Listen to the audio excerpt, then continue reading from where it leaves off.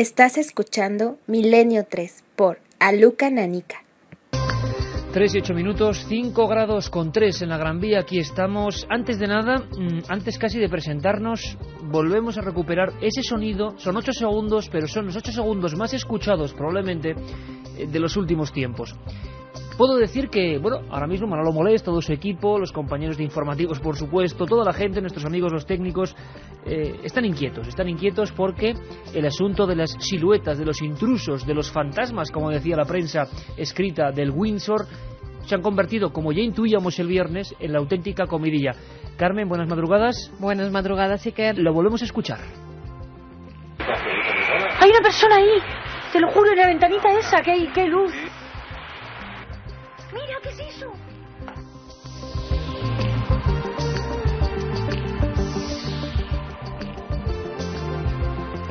Nuestro comandante Javier Rodríguez en la nave del misterio. Buenas madrugadas, compañero. Ahí a un lado en la nave también, en penumbra, Jorge Martínez.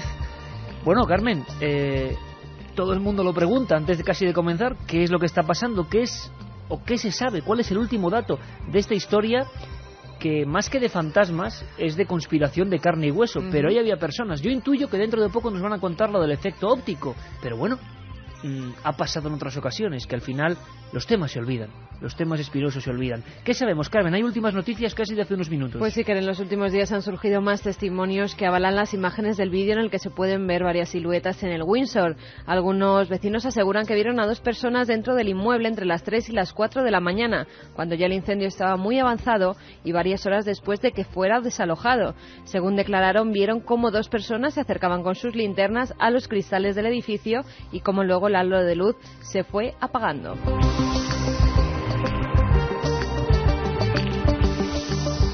Algunos creen que incluso estaban haciendo señales para ser rescatados. Señales para ser rescatados. Hablamos de testimonios de otros edificios colindantes de personas que no son las personas que grabaron el vídeo, sino otros diferentes.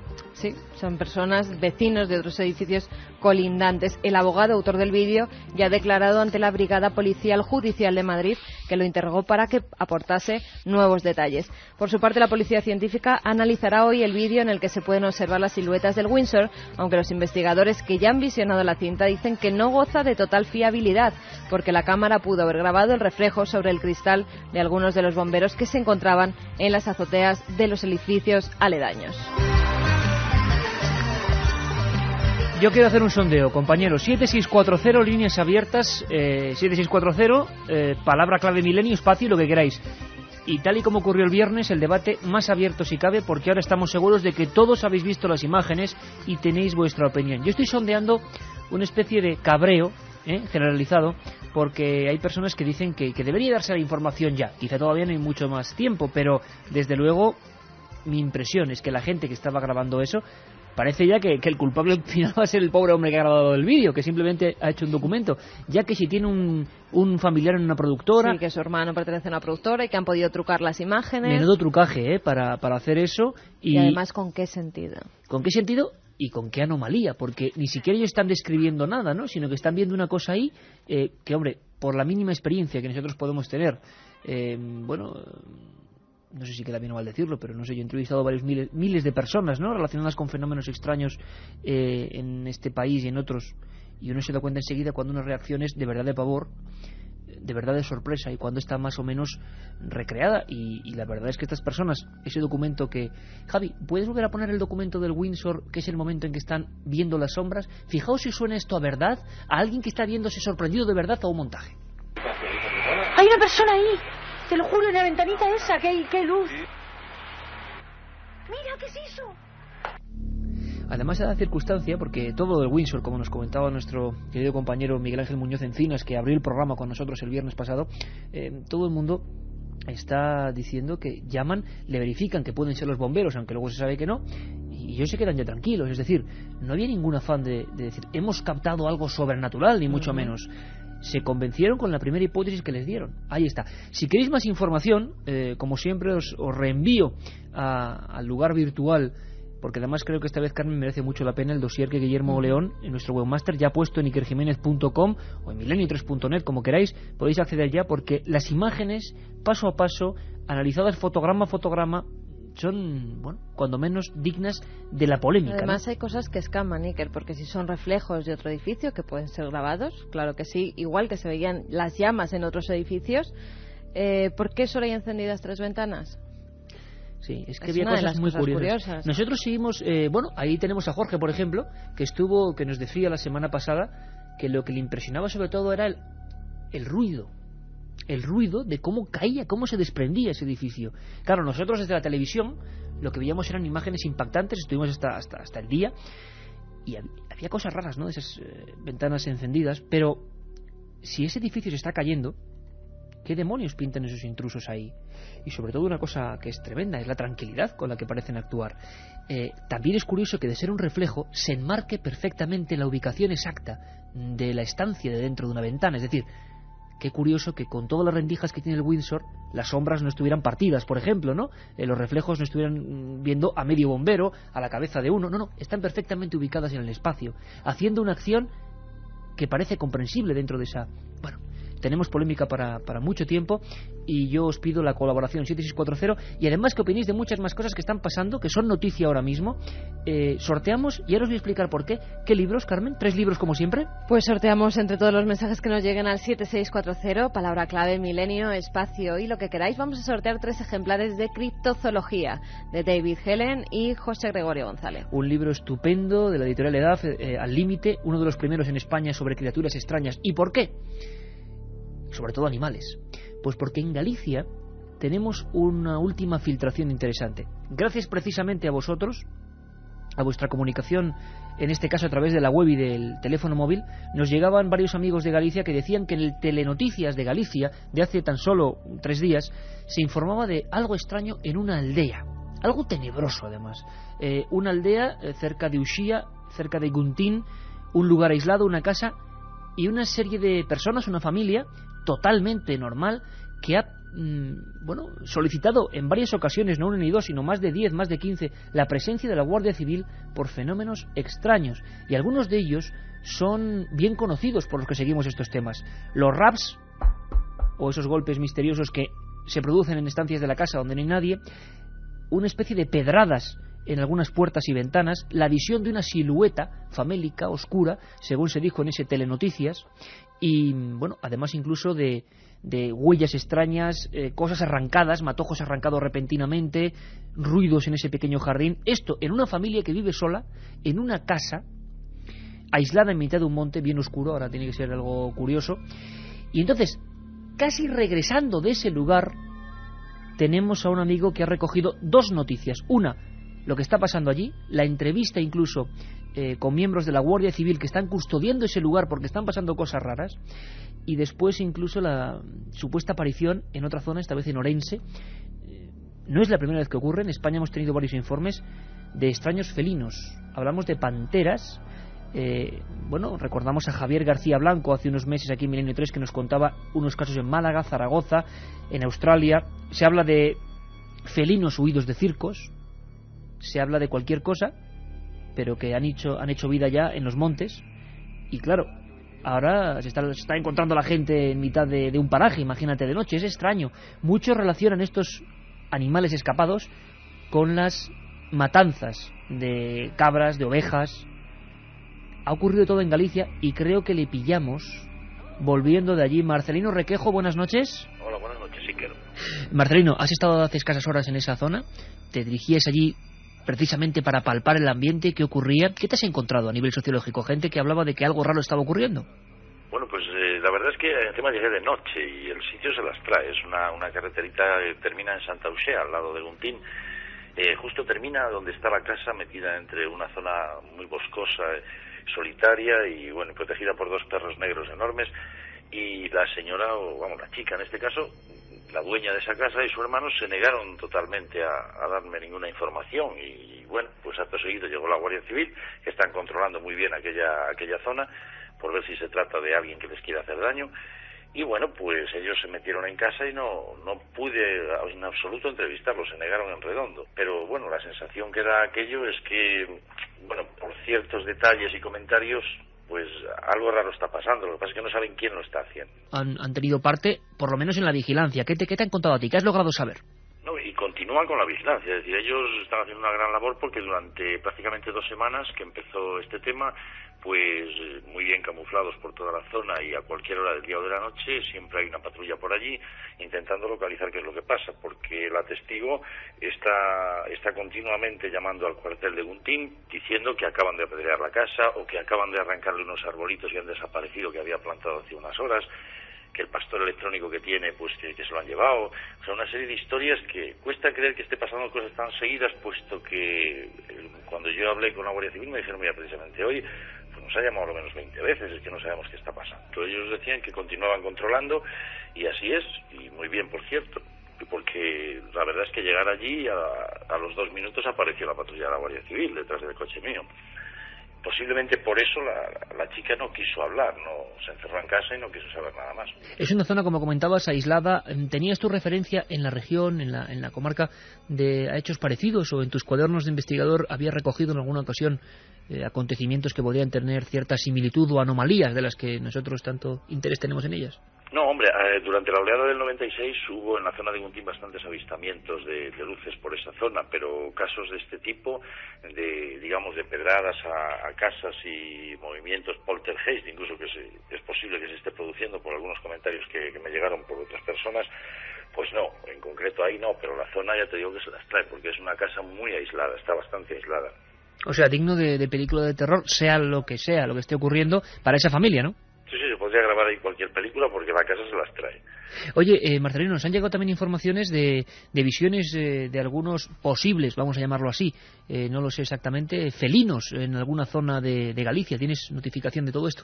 Sí, pues mira, precisamente parece que ha ocurrido hace 15 días en el sur de Orense, justo en el límite de la frontera con Portugal, y resulta que hay una empresa que está realizando una serie de vallados en la zona de los montes, y una persona de esa empresa pues vio a muy corta distancia, además, según me comentó, pero tengo que hacer una entrevista con él pasado mañana. Entonces me dijo que había visto 2 panteras, una enorme, de color negro las dos, una bastante grande y la otra algo más pequeña. Y las tuvo a muy corta distancia, él se quedó paralizado y en el suelo durante unos minutos, continuó mirándolas y después se levantaron y se fueron. ¿Estaban próximos a un camino, una carretera, una explanada? No, en pleno monte fue. Porque ¿En pleno monte? La empresa está colocando los vallados en pleno monte y él estaba revisando una zona por donde tiene que ir el vallado. Y no tenía la menor duda de que se trataba de eso, no de otro animal, que además imagino que estará acostumbrado a vagar por esos lugares, ningún animal autóctono, por decirlo así. No, según él eran unos ojos verdes y una cabeza enorme.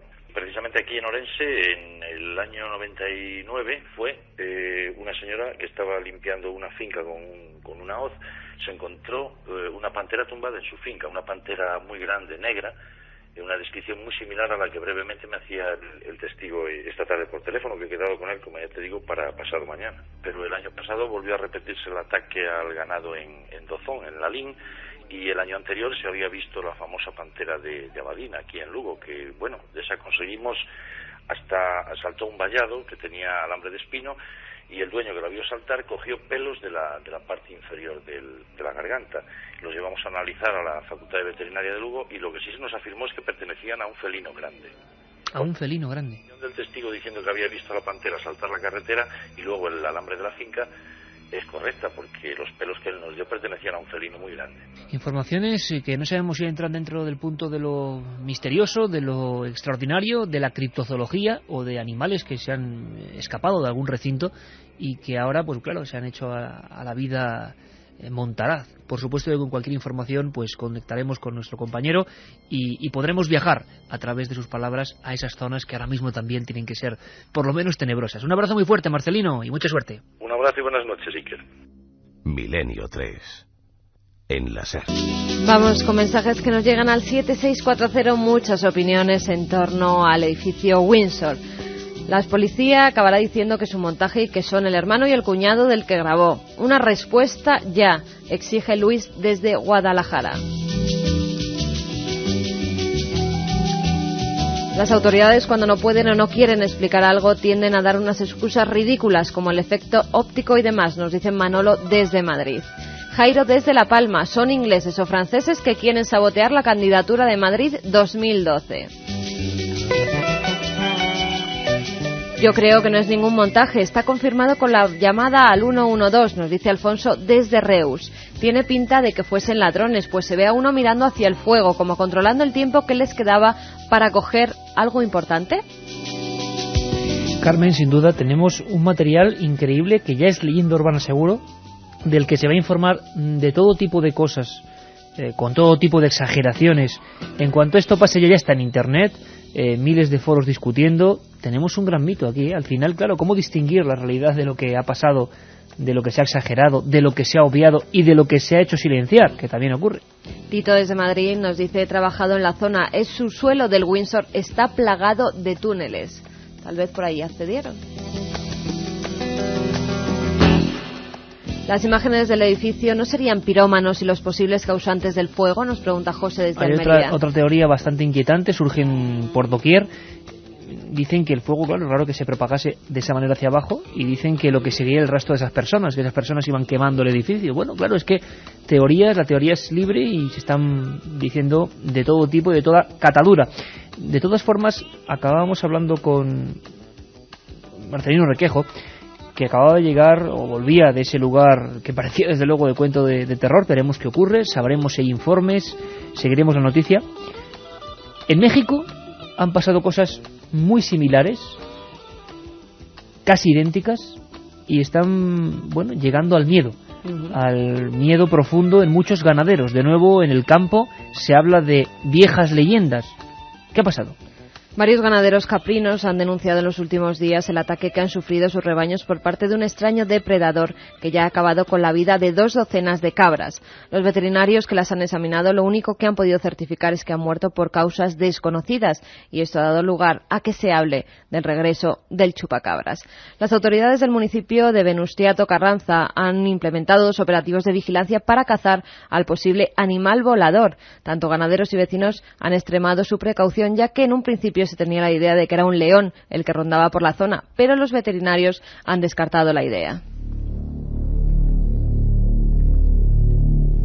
El director de Seguridad Pública, Luis Cruz López, acudió a verificar una de las denuncias y ahí se percató de que había varios animales muertos que presentaban incisiones profundas en diversas partes del cuerpo, así como el cuello roto. Por su parte, el veterinario del rastro municipal, Roberto Sánchez Jiménez, acudió también para dar el parte sobre los hechos, y al revisar y analizar los cuerpos declaró estar sorprendido y ordenó que uno de los animales fuera enviado a un centro de estudios en La Piedad, en México, para tener más datos. ¿Tú has escuchado hablar, Carmen, de el Priorato de Sion? Bueno, ¿y quién no ha escuchado ya hablar del Priorato de Sion? Esa es la pregunta, del Código Da Vinci. ¿Hay alguien que no haya escuchado hablar del Priorato de Sion? Le hemos encargado a Carlos Barroso que abra su archivo, que hacía semanas además que no se desempolvaba, y que hiciera una recopilación, porque son muchísimos, es increíble la cantidad de amigos que nos preguntan a raíz de haber leído el Código Da Vinci, a raíz de haberse metido en algunos otros libros complementarios como las claves del Código Da Vinci o tantos otros, o el diccionario del Código Da Vinci. En fin, la verdad es que es una historia maravillosa, digna de la novela.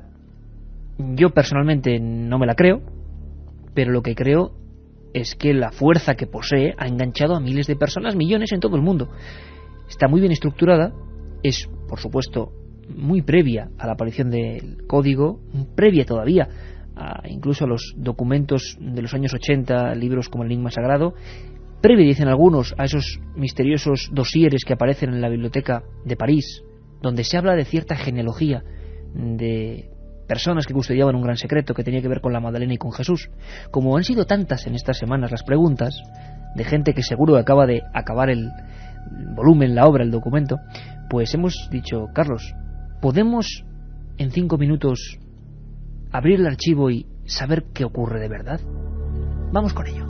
Se dice que en el año 1099, después de la conquista de Jerusalén, su gobernante, Godofredo de Bouillon, fundó la Orden de Sion, que desembocaría en la creación de la Orden de los Pobres Caballeros de Cristo, los Templarios, con el objetivo de defender a los peregrinos y los lugares de Tierra Santa.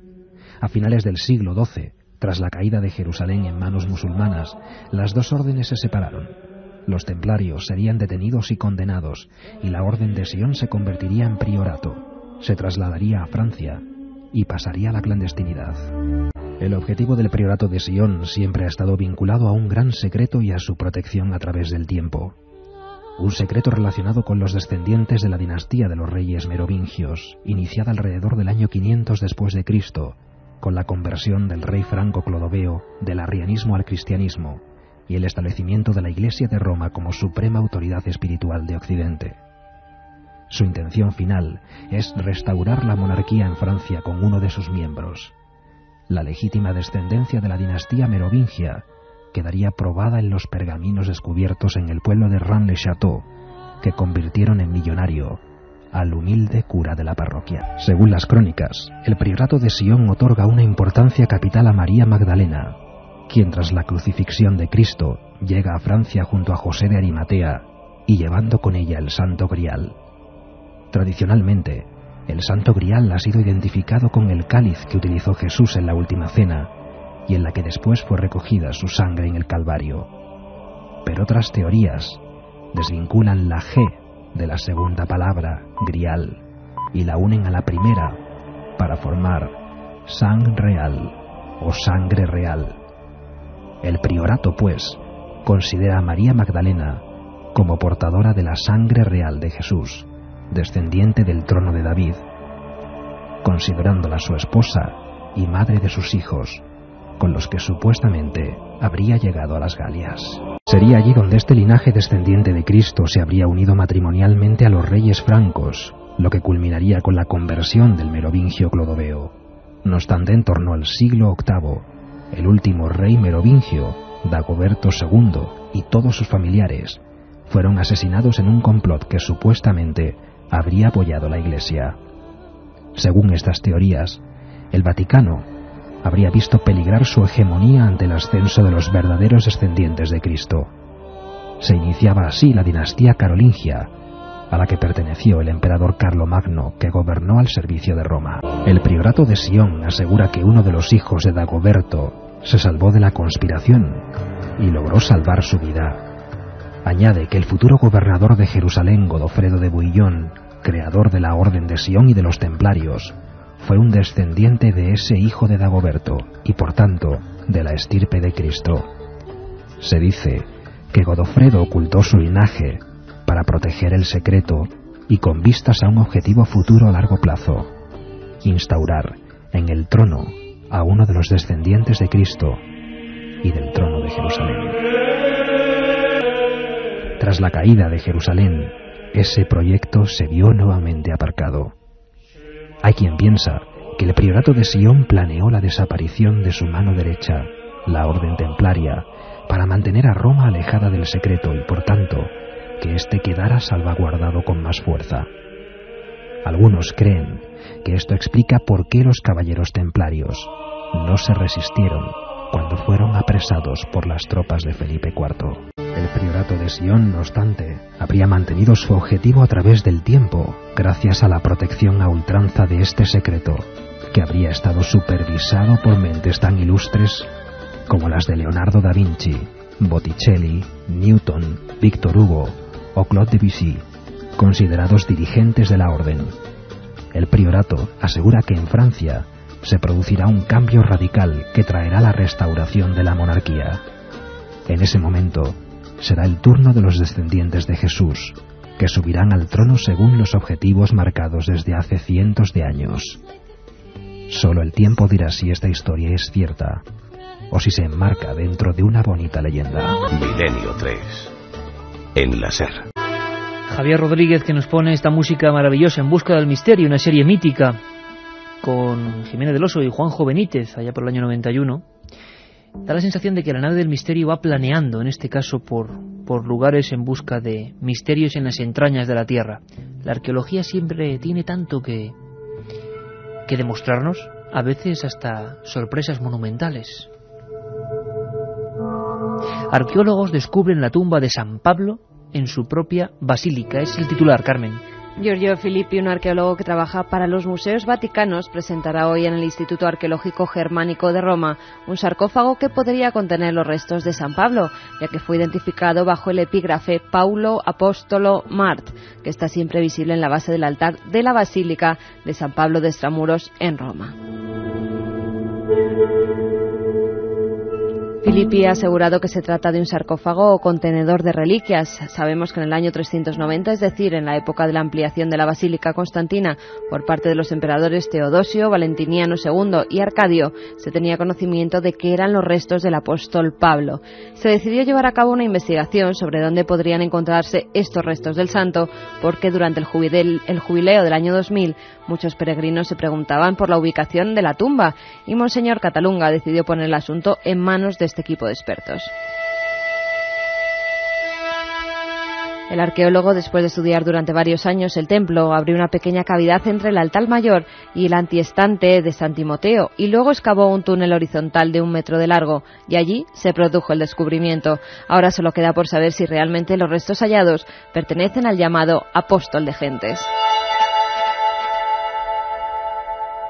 Bueno, la arqueología, como siempre, la auténtica ciencia, demostrando que hay mucho por descubrir y descifrar en los subsuelos de medio mundo. Carmen, sorteamos esos 3 libros, lo recordamos, amigos del 7640 Palabra Milenio, esos 3 libros sobre criptozoología, ya que el asunto de los extraños felinos sigue estando vigente en algunas zonas, como por ejemplo, al parecer Galicia, según los testimonios que nos revelaba Marcelino Requejo, e imagino que absoluto estupor con el tema del Windsor, que va a ser el que colapse durante semanas, ¿no? Nuestro programa, estoy convencido de ello. Pues sí, la verdad es que sí. Javier López de Alcalá de Henares, por ejemplo, nos dice: yo creo que ha sido un descuido de algún vigilante.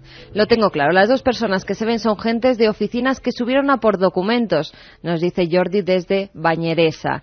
¿Pero a qué temperatura podía estar el edificio en ese momento?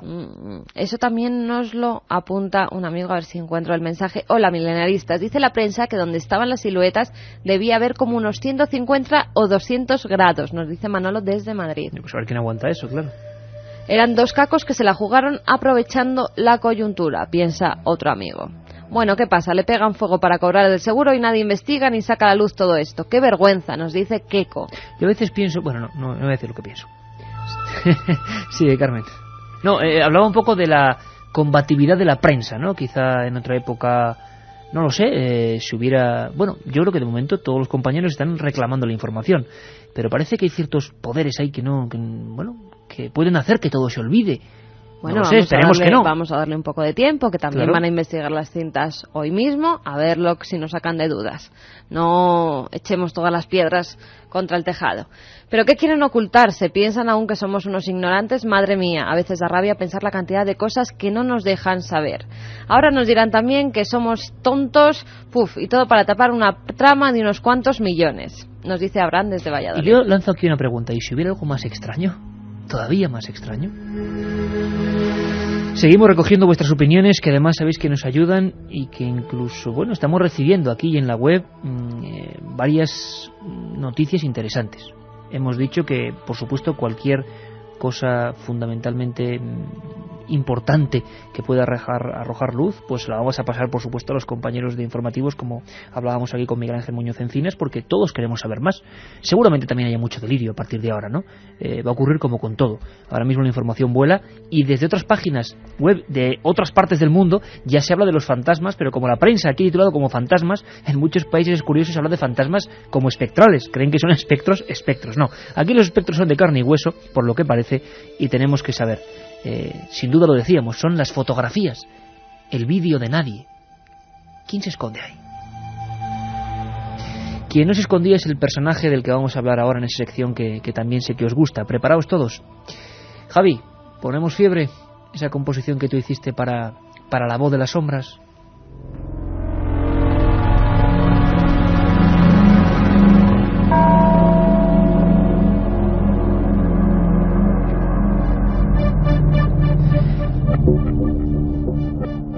Aquella noche Juan Díaz de Garallo notó cómo alguien entraba en su habitación. Lo vio como una figura delgada, la cabeza calva, el pecho estrecho, los brazos demasiado largos. Seguramente la imagen de un sueño. Y después, poco a poco, su habitación, casi su chamizo, su chabola, muy cerquita del dolmen prehistórico de Gilad, comenzó a invadirse de un extraño sonido. ¿Era aquel diablo que había ido a visitarle, el que cantaba? ¿Era aquel grito el que le impedía conciliar el sueño? El lamento comenzaba a retumbar en las paredes de su propio cerebro. Ahí estaba otra vez el diablo de su propia mente, pidiéndole salir en busca de nuevas víctimas.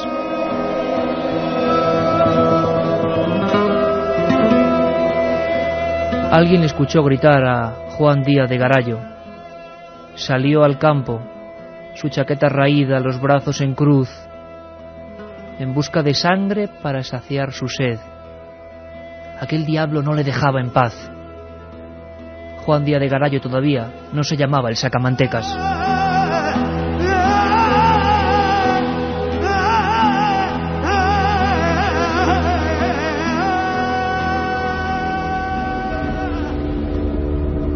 Una anciana tuvo la mala suerte de pasar aquel 1 de marzo de 1870 por las cercanías de esas piedras que aún están en pie.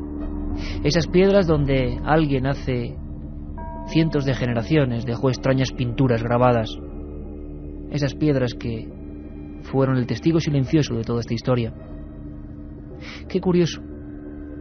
Vio a alguien con los brazos en cruz, en mitad de aquella loma.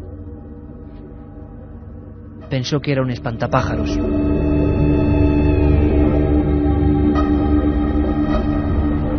Juan Díaz de Garallo, cuando fue apresado, no podía ni hablar, no sabía lo que había hecho, balbuceaba. Bernaldo de Quirós, en su informe forense, dijo: su cráneo, su frente, parece la de un neandertal, mandíbulas prominentes.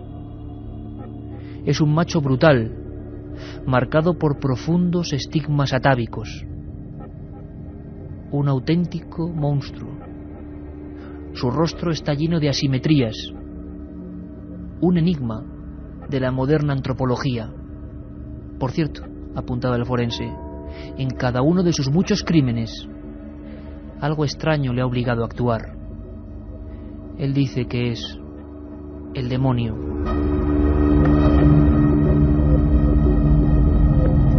Aquel primer crimen, en pleno día, en ese campo solitario, marcó su vida. Cuentan que con aquellas gigantescas manos estranguló a la pobre anciana. Y luego, siempre dominado como un títere por aquel demonio que solo él veía, oscuro, negro, sin ojos, la cara era toda piel. Lo que hizo fue sacar su navaja y destriparla. De repente, como un sueño, la imagen de aquel incómodo visitante que a veces se presentaba en la madrugada desapareció. Y entonces fue consciente de lo que había hecho. Se quedó de rodillas y vio a aquella mujer como una marioneta, tirada, los ojos todavía abiertos y las entrañas fuera. Lo único que pudo hacer es acudir a aquel dolmen, acurrucarse, esconderse, tener vergüenza de sí mismo. Allí pasó días enteros. Parece que todo fue una pesadilla, que nunca iba a volver a ocurrir, que podría ser un campesino como tantos otros con los que se cruzaba cada mañana. Garallo creía que por fin iba a olvidar a aquel demonio. Sin embargo, un año después, por la ventana, lo vio entrar lentamente como si fuera una alimaña del bosque. Otra víctima estrangulada, otra mujer con las tripas fuera, muy cerca del dolmen. La prensa y la policía buscaban a un culpable, a alguien creían sumamente inteligente que no dejaba casi huellas, a alguien con una ferocidad criminal nunca vista en aquellos lares. La tercera víctima era una niña de 13 años.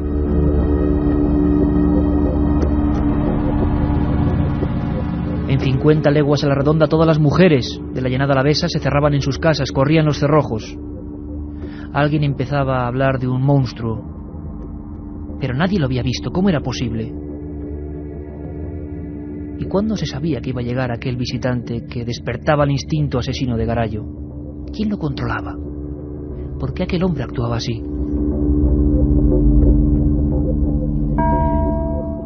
Cuentan que fueron varias las que escaparon de sus garras en el último momento, que pudieron esquivarle en un escorzo. Pero sin embargo el terror era tan grande que nunca pudieron llegar a identificarlo. Parece increíble, pero así fue. Simplemente veían a alguien tan deforme, tan rojo de ira, tan inyectado en sangre, que quién sabe, quizá deformaba su propio rostro. Quizá se convertía en otro. Quizá es que, poseído por aquel demonio, ni siquiera era él.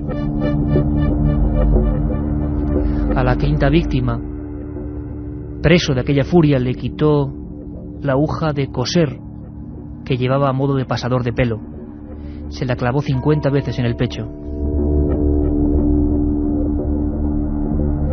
Con 6 cadáveres, siempre cerca de aquel dolmen prehistórico, la prensa de la época habló de ese ser rarísimo, en quien la crueldad se asocia con el desmedido amor a los cadáveres.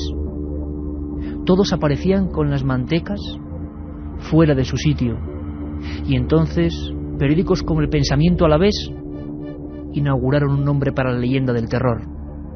La portada decía: se busca a un sacamantecas.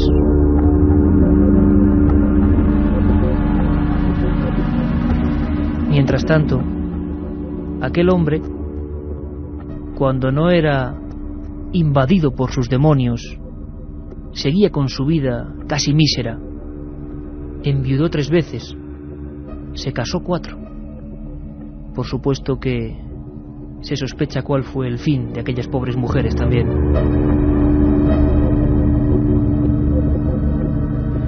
En invierno de 1879, después de seguramente decenas de crímenes jamás resueltos, una niña de no más de 4 años pasa junto a unos segadores.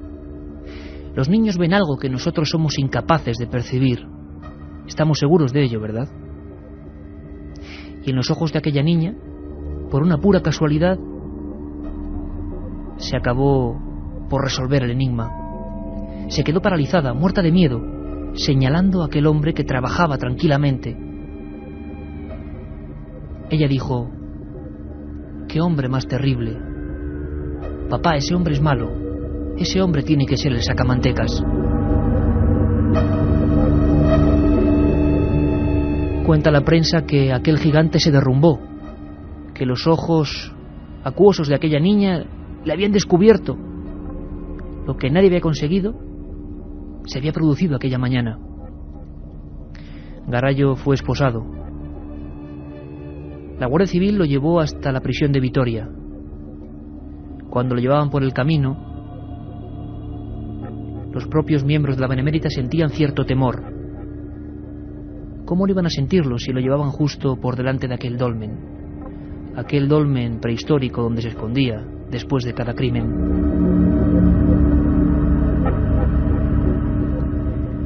Un mes después, en un patio oscuro y helado que ya no existe, el más famoso verdugo de la época, Gregorio Mayoral, llegado de Burgos, lo sentaba en el garrote vil. Y don Gregorio no pudo evitar el miedo. Aquel hombre era diferente a todos los que había justiciado. Tenía una cara salvaje y aquellas manos parecían garras. Algunos juran que aquel día en la prisión, todavía de noche, se volvió a oír un extraño grito inundando las paredes y los pasillos.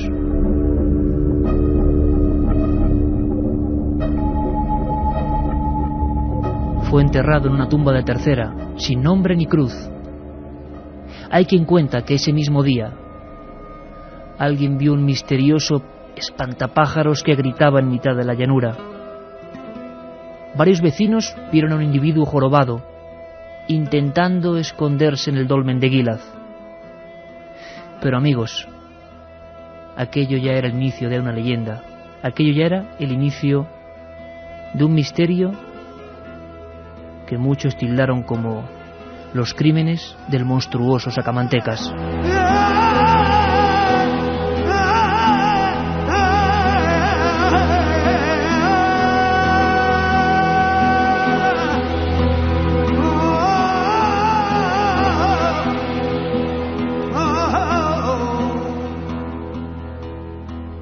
Juan Díaz de Garayo, el sacamantecas, una leyenda. Así nacen los mitos, queridos amigos. El sacamantecas se convirtió luego en el monstruo con el que generaciones y generaciones asustaban a los niños. Lo mismo que el hombre del saco, que se llamaba Francisco Leona y que vivió en Almería. Como siempre decimos en este programa, la historia, la realidad supera cualquier ficción.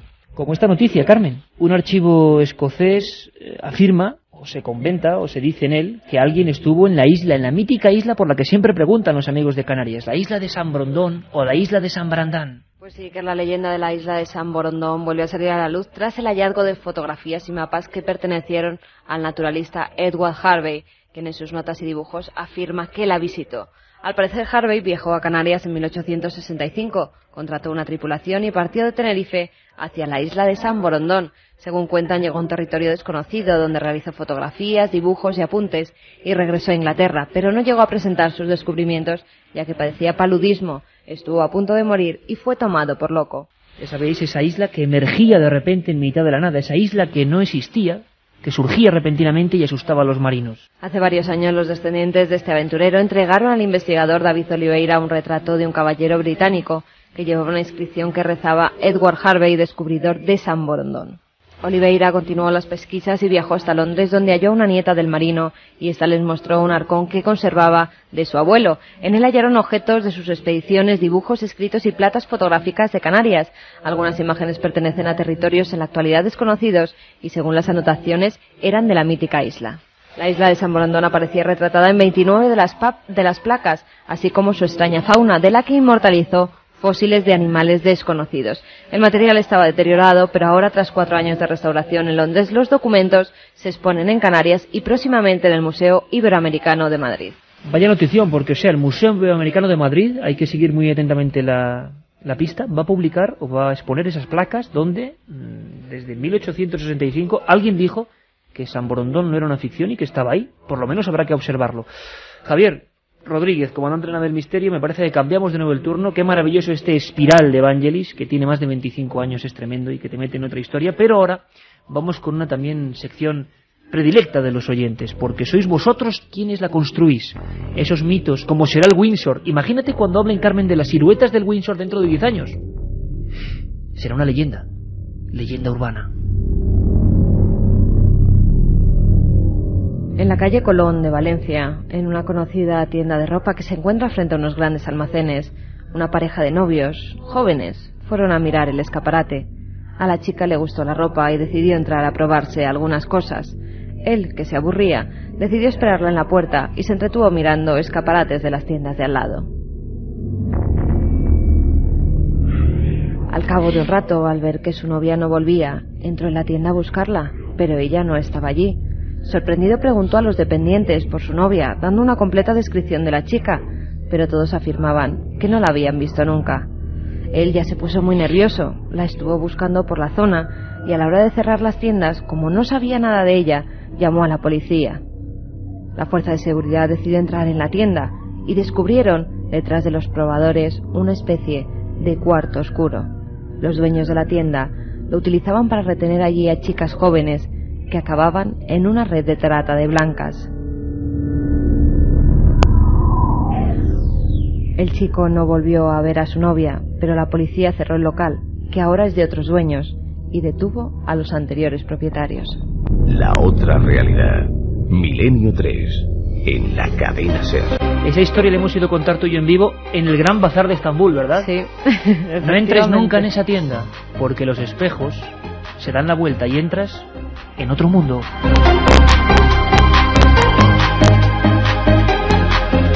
No sé si me la contarían a mí para que dejara de entrar de tienda en tienda en el Gran Bazar. Me la inventé yo para parar aquel frenesí consumista.